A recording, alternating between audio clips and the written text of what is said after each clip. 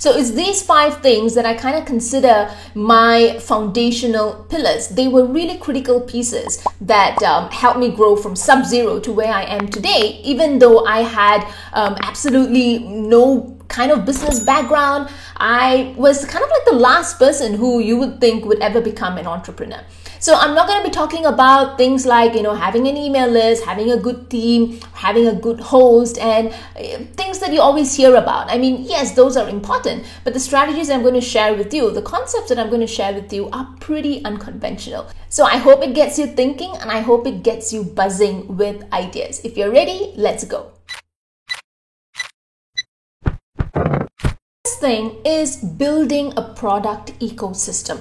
Now, what exactly is a product ecosystem? This is a series of products that all lead in to one another. So I could have a really tiny ebook that I sell for maybe $9.99, which then leads in to another bigger level product that maybe is of a different format, and I could sell that at maybe $37 or $49. And that product leads into a larger course that is slightly higher price, and that larger course leads in to another product. So this is what I call a product ecosystem. And each offer has to address a different need of your customer or of your reader or your subscriber, however you want to look at them. All right. So when I started out, I made the big mistake as well. I started out and I created one big course. And like I shared in one of my videos, it took me a lot of time to get the messaging right, knowing how to sell that course, because I was brand new to the online space. I was brand new to selling. I was brand new to writing copy. I was brand new to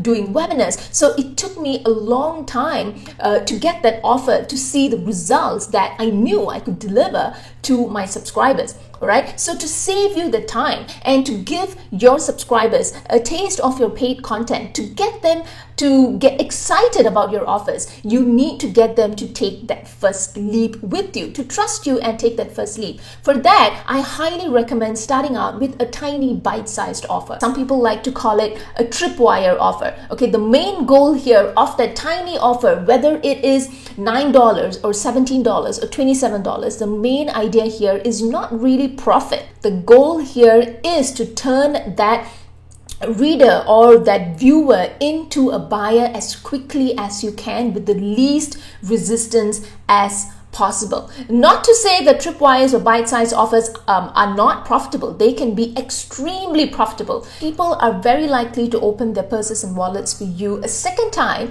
if they've already crossed the hurdle of that first sale or that first purchase. The moment they make that first sale, the second sale or the third sale, it gets a lot easier. And you have to enable them to do that. You have to build that platform that allows them to buy from you. So this is what a product ecosystem allows you to do. So if, let's say, you're talking about a few different categories on your blog, each of these categories creates a different string of offers, and you can do the same for your own business. So if you're talking about 3 to 5 different things, all right, you can plot out the ecosystem for each of those categories. Now, getting this ecosystem right for each of your categories is not going to happen on day one. It is going to take time. So for instance, when I started out, I did not flesh out my offers for my digital product category or even my content marketing category. The only thing I focused on was my email marketing category, because that is the one that I wanted to be known for. That is where I had a lot of content. I had already built a lot of trust when it came to that particular topic. Okay, so and that was the category in which I was very confident that I could create digital products where I could deliver results on. So pick 1 to 2 categories and work on them. And you do not need to have all of your products created and ready for launch all at a go. It just doesn't work that way. I would start, like I mentioned, with that tiny bite-sized offer, get that out, get that sold, get people interested in what else you have to offer them, and then build it up from there. The mistake that I see a lot of people making is they get really excited about fleshing out their product ecosystem, and then they feel this need to create that bite-sized offer, and then they feel the need to go ahead and create that mini course and then that big course and then their mastermind or their membership, and they do it all at a go because they think that that is the best way that they're going to be bringing in that revenue or that income. But let me tell you, this is the fastest way for you to burn out, and that is something that you don't want. So a product ecosystem is a fantastic way of slowly building on trust, and then at the same time building your revenue stream as well, but take it one step at a time. A second thing that really helped me was thinking in terms of campaigns and promotions. Now, an essential part of business is knowing how to sell. And selling can be incredibly uncomfortable, especially if you have no sales experience, if you have no sales background. And selling via videos and webinars and emails can be this entirely new experience that is very overwhelming and can be incredibly scary as well. So one thing that really helped me manage that was planning out my calendar in terms of promotions as well as in terms of campaigns. Okay, however you want to see it. Now, the thing is, any sale, what is important is to educate your audience, is to bring awareness to the topic. What makes selling uncomfortable is if you come right out today and say that, yes, I have a sale, go and buy this thing. Or if you come, right out today and say that I have something I'm going to launch tomorrow, I'm really excited about it, I'm going to share it with you, look out for my email tomorrow, and then tomorrow you just kind of open cart. And it's really sad because a lot of people still do it this way. A good way to sell and at the same time educates your audience and gives them value is if you have a lead up to that launch, or you have a lead up to anything that you have for sale. All right. Now, this doesn't really have to be a sale where you have like a 30% off or a 50% off. Okay. It could also be a lead up to any kind of offer that you're launching. All right. If you're launching an ebook, if you're launching a course, if you're launching a membership site, it could be any kind of launch. You want to educate your audience, raise awareness for the topic and the problem that you're helping them solve, and then open cart your offer. Because when you do it in that way, you are going to get a far more effective launch. You're going to get a launch that actually gives you results. So what do I usually do is, just take out a huge calendar. All right, you could use the Create Planner. This is something that I use together with my table calendar. You could use a digital calendar. It really doesn't matter. All right, make sure you have your so-called your open cart date whenever you're planning to launch this offer. Or it could be anything. Okay, whether it's a launch or it's a sale, have that down. Put down that launch date on your calendar and then work back. All right, how much content do you need to share with your audience? How do you get your audience ready to buy from you? All right, what kinds of things do they need to be thinking about? What kinds of myth or mistakes do they need to be aware of in order to even listen to your perspective? So for instance, if you are maybe launching a course on YouTube at the end of a particular month, all right, what do they need to know about YouTube, all right, for them to be ready to buy from you? Maybe some of the people in your audience are afraid that this is not for them, or maybe they are afraid that it's going to take up too much of their time, especially if you're serving an audience of a lot of stay-at-home moms and they've got so much going on in their lives. Maybe they're afraid that it is going to overwhelm them. So these are things that you need to counter. These are objections that you need to counter. But when you kind of plan out your entire campaign, all right, you are going to be able to say that, all right, the first week I'm going to share this piece of content with them. The second week I'm going to be able to share this email with them.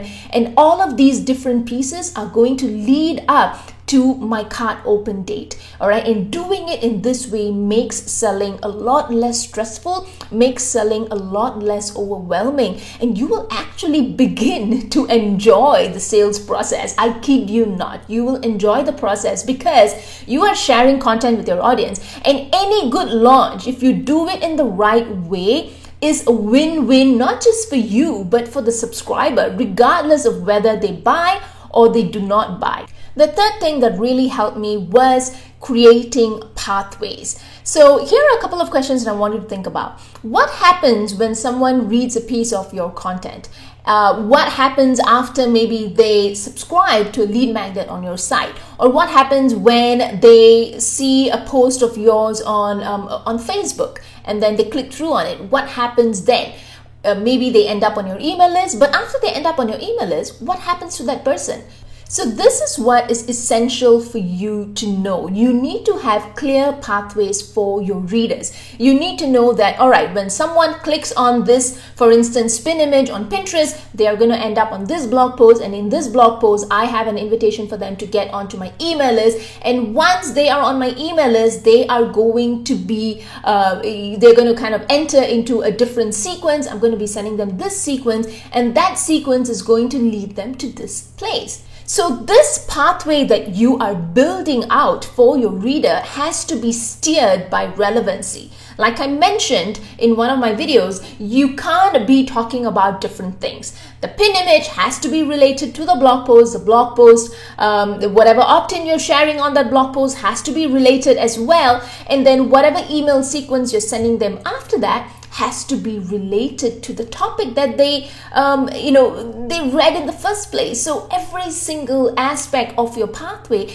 has to be tied by relevance, and that is the way for you to build that trust and nurture that audience. So you don't want a situation where you are creating a lead magnet and you don't really know why you created it in the first place. Maybe you thought it was going to give you lots of subscribers, which is good, but what are you going to do with those subscribers? What are you planning to send them? And if you're sending them, an email sequence, where is this email sequence leading them to? Is it leading them to pitch them a product? Is it leading them to sign up for a free discovery call?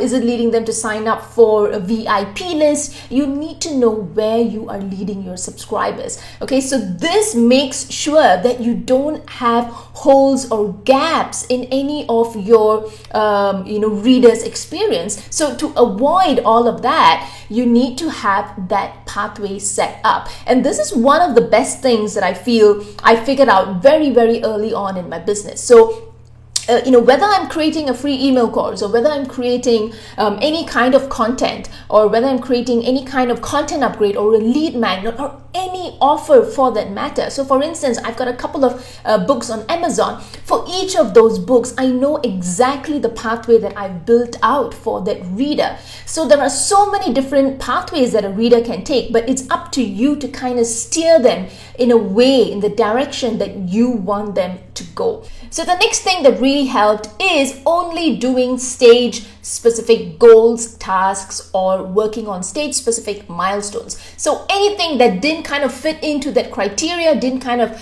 fit into meeting that stage specific milestone, I would just toss it out. All right. So it was really hard to do this, because when you see so much of noise in the online space and you see people trying out lots of different things, you see lots of these shiny tools and courses, and you just want to get into all of them, it can be really hard to stick and, kind of stay on your lane. But, this is something that really helped me focus. So I would be very clear about what my milestones were at this particular stage. So whether I was in the startup or whether I was in the growth phase, I would be very clear about what I wanted to achieve within the next 3 months. Okay, so I would usually work by quarters, right? So I would work by quarters, and I would know that, okay, these are the milestones, this is exactly what I want to focus on, and everything else that didn't kind of fall within that scope, I would just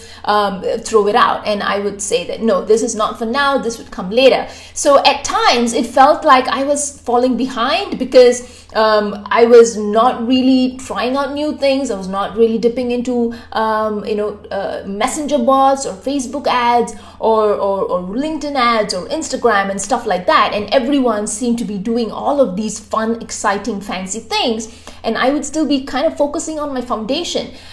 So it was hard kind of seeing all of that and still staying to be focused, but it really helped me kind of grow. It doesn't just kind of boom in 6 months or a year. It was kind of like a gradual growth, but the moment I hit year 3, that is when I actually start started to see the work that I had put in during the foundation pay off. So it's kind of like playing the long game, but really sticking to stage specific goals and tasks paid off in this instance. Now, the last thing that really helped is knowing my zone of genius. Okay, so there are things that I'm good at, there are things that I'm not really good at, and there are things that I enjoy. And I always used to balance this against the, the effort and the energy that I put in and how much can I get out of that. So I am always looking for things where I can have the maximum impact. I'm not going to do something just for the sake of it, just because everyone else is doing it.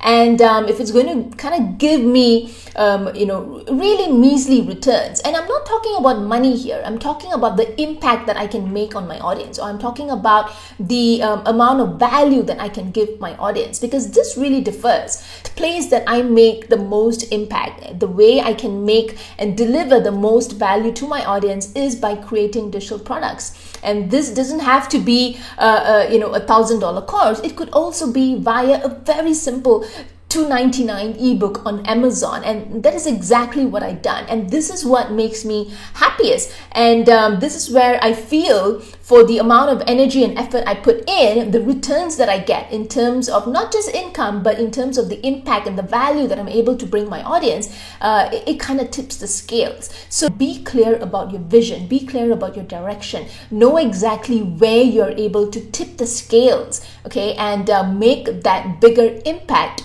for your reader and for your audience.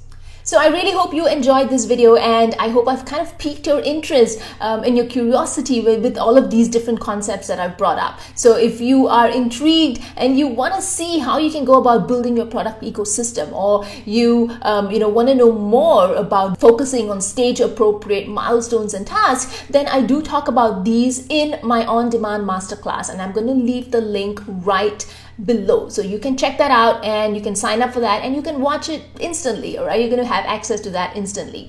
So let me know in the comments if you are planning to try out any of the concepts that I've spoken about, or whether there's any concept that you have kind of heard it for the first time and you're pretty intrigued by that. Let me know in the comments. All right, and I will see you in the next video.